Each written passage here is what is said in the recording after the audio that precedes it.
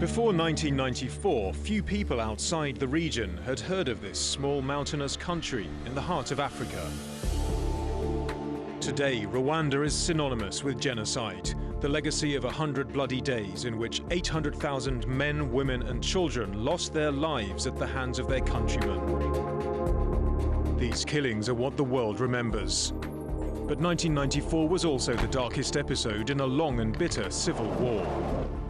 A war that started decades before and continues today in isolated pockets along Rwanda's borders. This was a war that made no distinction between soldiers and civilians. Rwanda's veterans were once farmers and schoolgirls, students and businessmen, nurses and schoolboys, forced into a war that few wanted and nobody won. So many people, innocent people had died, which we didn't expect. We expected to find our brothers, we expected to find our friends, with whom we had separated for so many years. Unfortunately, most of them were dead.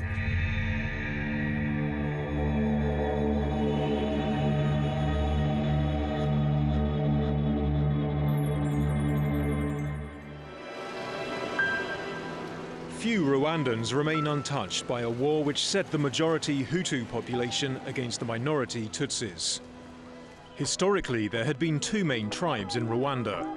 The Hutu were farmers eking out a modest living from the land, whilst the Tutsi were pastoralists who'd come to dominate the more numerous Hutus because of the wealth and power their cattle gave them. But just as intermarriage and the passing centuries had created a common culture, religion and language, so they had blurred these ethnic divisions. Instead of representing distinct tribes, Tutsi had come to mean ruler, and Hutu, the ruled. Belgium, however, which controlled Rwanda for much of the 20th century, saw the Tutsi and Hutu as two separate tribes, introducing identity cards which once again divided Rwandans by race.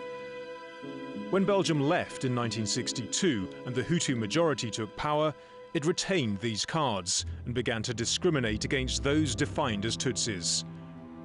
Turning the population against the minority Tutsi became a crude but effective tool of government, and 160,000 fled the country in the violence following independence.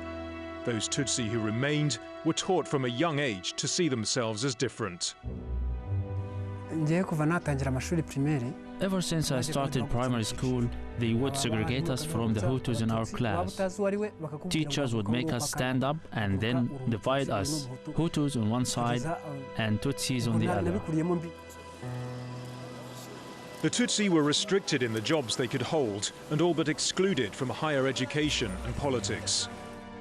Outside the country, a generation of exiled Tutsis had also grown up as second-class citizens. Being a refugee and growing up outside your country is very, very hard and harsh in most cases. Not only in education, but even in working capacity. Unable to live their lives in exile and unable to return home, they formed the RPF, the Rwandan Patriotic Front, and its military wing, the RPA, with the aim of overthrowing the Hutu regime of President Gregoire Habyarimana. On the 1st of October 1990, the RPA crossed the border into Rwanda. Right from the first day, I knew that was the end of being a refugee. It is really threatening, but if you have a big reason, a good reason behind it, you overcome it. Because you are not fighting for money, you are fighting for your country, you are fighting for your right.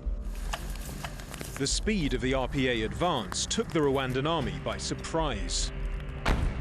Only the intervention of France, which had replaced Belgium as the sponsor of the Hutu regime, was able to check the RPA's drive towards the capital, Kigali. President Habyarimana's regime reacted as previous governments had to threats from outside Rwanda. This time, however, the government used a new weapon, the Interahamwe, a Hutu youth militia, which it turned on the civilian population.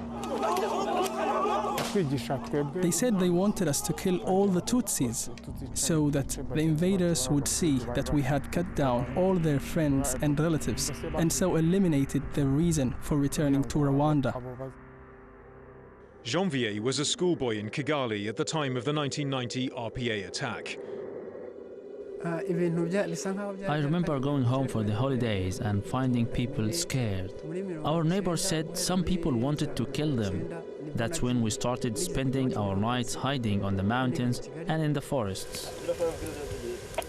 This fear drove young Tutsis from Rwanda to join the RPA. Many were little more than boys. Faced by the threat to his family, Janvier decided to use the money his parents had given him for his school fees to make the dangerous journey north.